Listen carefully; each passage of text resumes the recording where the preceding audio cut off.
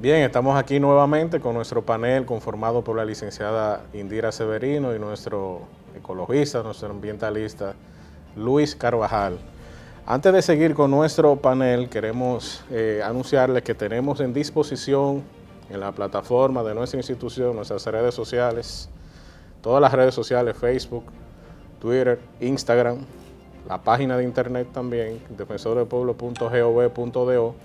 Tenemos nuestra revista de carácter científico, nuestra revista de carácter académico, se llama Derecho y Justicia Social. Este es el primer volumen que ya está publicado, lo pueden acceder y ahí tenemos una serie de interesantes ensayos académicos, uno de ellos de la doctora Zoila Martínez Guante, uno también de la licenciada María Ramos Abreu, que es primera adjunta del Defensor del Pueblo, y también tenemos a dos colaboradores internacionales, la doctora Miriam Ibanega de Argentina, una gran académica del derecho administrativo, y del doctor Víctor Hernández Mendible, que también nos habla de esa relación entre la administración pública, lo que es el Estado, los servicios públicos y la persona humana. También nosotros tenemos a nuestra disposición, y lo pueden buscar, pueden acceder a nuestro último boletín del Defensor del Pueblo, un boletín que lo producimos cada 4 meses. Esta edición está dedicado a el último premio nacional Defensor del Pueblo, que fue otorgado a la ingeniera arquitecta Tomasina Cabral Mejía por sus aportes a las libertades públicas, a los derechos civiles en República Dominicana y por su lucha contra la tiranía trujillista. Bien, cuando nosotros hablamos de derecho al medio ambiente sano, ¿cómo se garantiza esos derechos? Porque a veces la Constitución pudiera de alguna u otra forma decirse que pudiera parecer etérea, pero en los hechos, licenciada Severino, Luis Carvajal, en los hechos, ¿cómo el Defensor del Pueblo contribuye a salvaguardar ese derecho humano, ese interés colectivo, ese interés difuso? Bien, el Defensor del Pueblo contribuye a salvaguardar ese derecho, a proteger ese derecho, precisamente poniendo en marcha pues las acciones por parte de la administración pública, poniendo en conocimiento que hay tal o cual afectación en X área. Por ejemplo, recibimos una denuncia de contaminación sónica de un particular, remitimos esa denuncia a la Procuraduría Ambiental, damos seguimiento para garantizar que esa emisión que está siendo producida pues sea paralizada. Hemos tenido casos donde hemos logrado precisamente el cierre de colmadones momentáneamente y hemos logrado también obviamente que se regularice lo que es la afectación en cuanto a contaminación sónica, así también en cuanto a contaminación atmosférica. Inmediatamente recibimos denuncias sobre la afectación por parte de un taller de ebanistería y demás. Nosotros hacemos lo mismo. El Defensor del Pueblo está para garantizar y salvaguardar ese derecho, poniendo en marcha las acciones por parte de los órganos que están destinados y llamados a contribuir con la salvaguarda del recurso natural, de los recursos naturales. Bueno, y precisamente como órgano constitucional del Estado Dominicano que respeta las competencias de las instituciones, por ejemplo, que forman parte del Poder Ejecutivo, también el Defensor del Pueblo hemos visto que ha trabajado con las cañadas.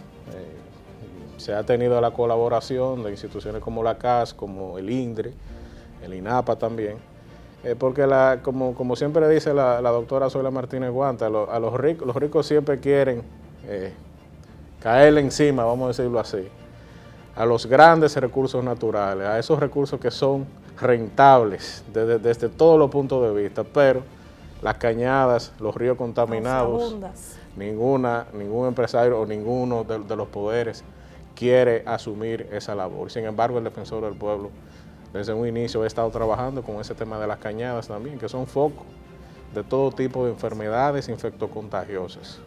Eso es algo que no solamente es estrictamente ambiental, también es un tema de salud pública, de salud colectiva. Bien, doctor Carvajal, nosotros hemos visto también casos como las dunas de Baní, por ejemplo, el mismo caso de Loma Miranda. ¿Cómo el defensor del pueblo, el ministerio, los ministerios también de Medio Ambiente, Energía y Minas, etcétera, etcétera, cómo se ha visto coordinada esa acción con la sociedad civil, con las universidades, para defender el medio ambiente en República Dominicana? Mira, empecemos porque para haber derecho al agua tiene que haber agua. Y para haber derecho al agua limpia, el agua tiene que ser limpia. Tiene que llegarle limpia a la ciudadanía. Y hay que evitar que en la ruta del ciclo hidrológico, allí donde ya se afecta, o haya intervenciones para corregirla con plantas de tratamiento, o disminuyendo las emisiones, o tratando de recuperar la calidad por cualquiera de las rutas. Y eso es válido para el aire. O sea, el aire es un recurso fundamental para vivir, pero el aire para vivir tiene que no tener particulado, no puede tener hollín, no puede tener ciertos gases, no puede contener metales pesados. Entonces, la acción social frente a esto es reclamar primero la permanencia, la existencia de los recursos. Si el derecho a la alimentación requiere la producción de alimentos, pero requiere que te lleguen alimentos que no tengan contaminantes ni químicos, ni biológicos, ni de deterioro físico. Entonces, en este reclamo social hay una responsabilidad de entidades como medio ambiente y salud pública, pero no siempre ellos están en disposición de responder al pueblo. A veces, peor aún, las decisiones de la administración, no porque quieran hacer daño, sino porque le dan más importancia a un aspecto económico o a la presión de un sector poderoso que a otro, termina afectando los recursos y por la vía de los recursos a la ciudadanía. Y el papel fundamental que juega una entidad como el Defensor del Pueblo es acompañar a la ciudadanía exactamente en provocar que la acción del ente público se corresponda con su función. Por ejemplo, en el pleito para tener agua limpia, pelear por Loma Miranda es importante porque es el agua que va a 17 acueductos, porque es el agua que alimenta más de 70,000 tareas de arroz, porque es el agua que alimenta la producción de ganado y sostiene la economía de la gente y garantiza su derecho a la economía, su derecho a la alimentación, su derecho primario a la sobrevivencia. Cuando el Defensor del Pueblo actúa y presiona sobre minería o presiona sobre el Poder Ejecutivo o reclama del Poder Legislativo, está en una labor importante de acompañamiento, porque la salvaguarda del derecho al agua es primero garantizar que el agua esté. Y en ese sentido hay una dimensión ambiental del trabajo de la Defensoría del Pueblo. Probablemente es una entidad que tiene una responsabilidad ambiental enorme sobre la sociedad no vista, porque la inmensa mayoría de los grandes reclamos tienen que ver con calidad de vida.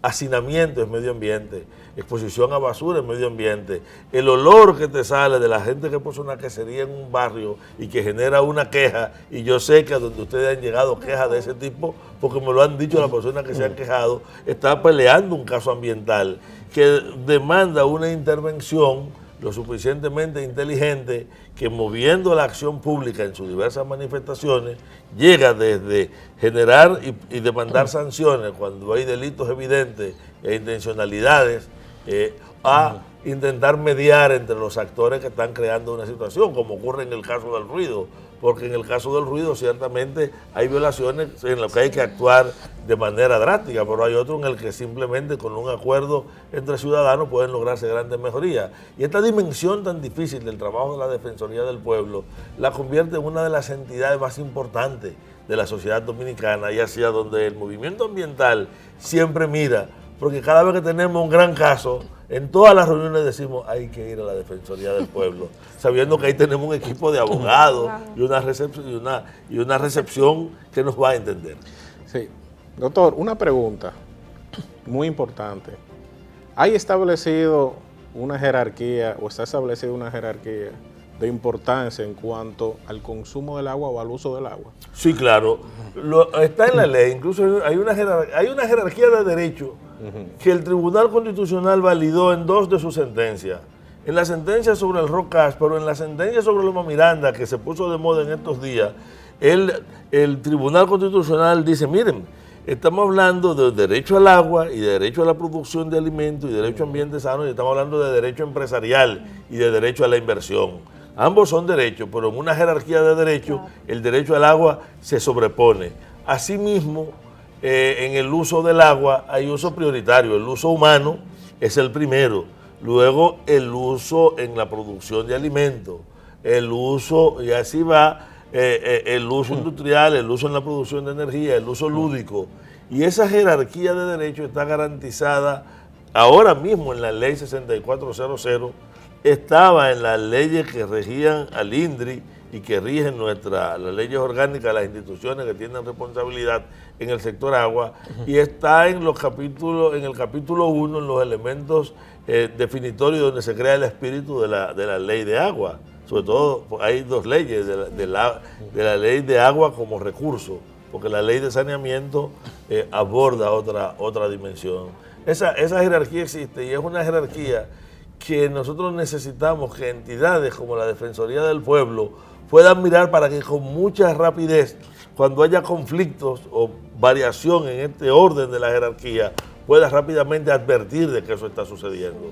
Muy bien, bueno, y también está establecido en la Constitución de la República esa prioridad humana, como usted bien dice, el consumo humano se prioriza, eso dice claramente la Constitución de la República y toda esa normativa que usted ha mencionado. Pero es interesante que se vea lo siguiente.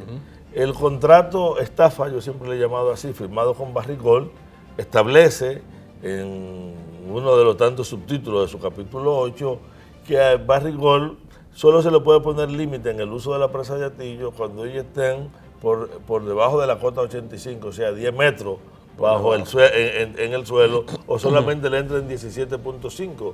Y ahí se invierte la prioridad en el manejo del agua, lo cual viola nuestra Constitución y nuestra ley, pero ese contrato sigue ahí. Eso quiere decir, doctor, que en materia de minería el uso de agua es intensivo. Es decir, se usa mucha agua en la minería. La minería demanda mucha agua y contamina mucha agua. La minería es una actividad que tiene una enorme capacidad de generar, por ejemplo, liberación de metales pesados, de particulados y de agentes químicos con una fuerte carga contaminante. La segunda estructura en el mundo más contaminante después de los almacenes de residuos atómicos son las presas de cola. Y toda la minería metálica intensiva demanda presas de cola porque tiene que moler a partículas muy finas y someter a agentes químicos muy intensos, y ese material tiene después que inutilizarse para siempre. Por eso la discusión de la presa de cola ahora es un problema de derecho humano. ¿Podemos nosotros colocar una presa de cola en Juanse, arriba del río Osama, amenazando a más de 4 millones de personas? Eso es una discusión en la cual el acompañamiento de la Defensoría del Pueblo es altamente necesario. Muy bien. Bueno, eso es un tema que ya en un futuro tendremos que abordar varias instituciones y la misma sociedad civil, que se ha caracterizado de una forma muy activa en República Dominicana en la defensa de los derechos medioambientales en República Dominicana. Licenciada Severino, el defensor del pueblo también tiene una labor educativa, tiene una labor de promoción de los derechos, una labor de concientización. El defensor del pueblo también abarca en esa labor a los derechos ambientales, el medio ambiente sano también. Claro que sí, el defensor del pueblo, de hecho, en cada lugar que va, en cada comunidad que se traslada, estamos ahí para educar a la gente, para decirle cuáles son sus derechos, dentro de lo que se incluye en el derecho a un medio ambiente sano, y está para ahí para enseñarle a la gente a reclamar sus derechos. Ha sido siempre la bandera enarbolada por nuestra titular de defender, de que reclamemos, para precisamente poder pues salvaguardar y proteger los derechos.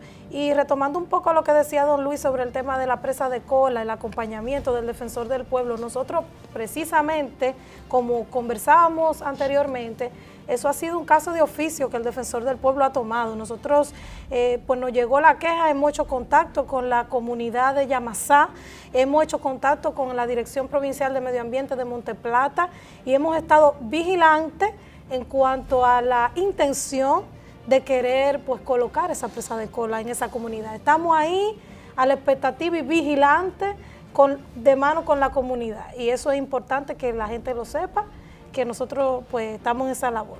Bien, y en materia de casos que se han abierto de oficio, de hecho la mayoría de los casos ambientales del Defensor del Pueblo, de alguna u otra forma se han abierto de oficios, los medios de comunicación han sido grandes aliados también del Defensor del Pueblo.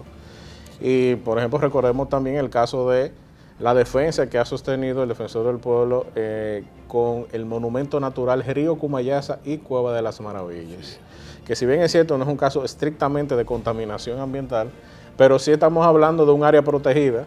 No, y de patrimonialidad. Y de un patrimonio humano, un patrimonio arqueológico, histórico, que tiene que ver sobre todo con el caso de la cueva directamente, la Cueva de las Maravillas, que tiene una riqueza pictográfica, arqueológica, sumamente importante. De ese tipo de estructuras que fueron los taínos que le hicieron, por ejemplo, eso, no la cueva en sí, porque ¿verdad? Sino el arte rupestre que hay ahí, solamente hay 3 o 4 ejemplos en el mundo y nosotros tenemos que proteger eso. El Defensor del Pueblo accionó ante el Tribunal Superior Administrativo, que estamos esperando sentencia de ese caso. Y la Cámara de Diputados se había abocado a conocer la aprobación de ese contrato de donación y la Cámara de Diputados, bueno, pues finalmente la Comisión de Estudios de Contratos de la Cámara de Diputados rechazó, a solicitud del Defensor del Pueblo, rechazó ese contrato de donación de esos terrenos a una entidad privada. Fíjate, hay un detalle que me gustaría tocar. Un derecho ambiental fundamental es el derecho al disfrute del patrimonio natural. Indudablemente. Y el carácter patrimonial, es decir, el hecho de que los recursos naturales son de todo, como es el agua y el aire, y son estos restos indígenas, estos valores arqueológicos, hace que sea una materia de defensoría social asumir la defensa. La labor que hizo en este caso la Defensoría del Pueblo ha sido fundamental, porque prácticamente nosotros, y tengo que confesarlo, dábamos casi por un hecho cumplido que habíamos perdido frente al enorme poder que estaba detrás de esto a las Cuevas de la Maravilla. Y gracias a la Defensoría del Pueblo, la Cámara de Diputados rechazó ese contrato, lo cual deja este patrimonio todavía en manos del pueblo dominicano. Claro, y recordemos cómo la doctora Zoila Martínez se puso su toga y su birrete. Fuimos juntos al Tribunal Superior Administrativo a litigar en favor del patrimonio del pueblo dominicano. Y yo quiero contar una anécdota. El caso de la Cueva de las Maravillas interesó a la doctora a raíz de una charla que yo di allá. Y lo mencioné como un caso. Yo nunca me imaginé que la reacción de ella iba a llevarnos a recuperar ese espacio. A fructificar de esa forma. Sí. Bien, licenciada Severino, a nivel constitucional, ¿existe a nivel de amparo, a nivel de, vamos a decirlo así, judicial, existen mecanismos para que tanto las instituciones públicas como la ciudadanía y las organizaciones sociales puedan accionar también en favor del medio ambiente? Claro, está la acción de amparo, y amparo de cumplimiento realmente para los fines de nosotros proteger y salvaguardar el derecho a un medio ambiente sano. Y todas estas manifestaciones que vemos de la ciudadanía es precisamente porque la Constitución nuestra pues le da ese poder de accionar. Como garantías judiciales tenemos esa para poder salvaguardar el derecho a un medio ambiente sano y que sea a través de instancias ya judiciales que se proteja el recurso, los recursos. Muy bien, muy bien. Miren, nosotros tenemos, y lo recordamos siempre, esta producción en la que ha participado todo el personal del Defensor del Pueblo, todo el mundo, los revisores, los abogados. Es una producción muy buena de ética, moral, cívica y algo más. Ética, moral, cívica y algo más. Recordemos aquellas clases de moral y cívica que se daban antes. Nosotros hemos intentado de recuperar eso y en esta producción, este libro que se ha publicado, lo pueden también descargar, aparece una serie de elementos que tienen que ver con los derechos, el Estado, etcétera, etcétera, pero también nuestros deberes fundamentales, porque muchas veces se habla de derechos, pero también hay que hablar de los deberes fundamentales que también están establecidos en la Constitución de la República. Y uno de ellos es precisamente contribuir, todos los ciudadanos tenemos el derecho y el deber de contribuir a la defensa y conservación del medio ambiente, a la naturaleza, a la biodiversidad, los recursos naturales. Por eso es que el Defensor del Pueblo ha hecho esta producción que abarca todos esos aspectos. Bien, este ha sido nuestro programa en el día de hoy. Recordamos nuestra página de internet www.defensordelpueblo.gov.do, nuestro teléfono 809-381-4777. Estuvimos con ustedes Luis Carvajal, Indira Severino y quien les habla, el licenciado Nilo de la Rosa. Pasen muy buenas noches y nos vemos la próxima.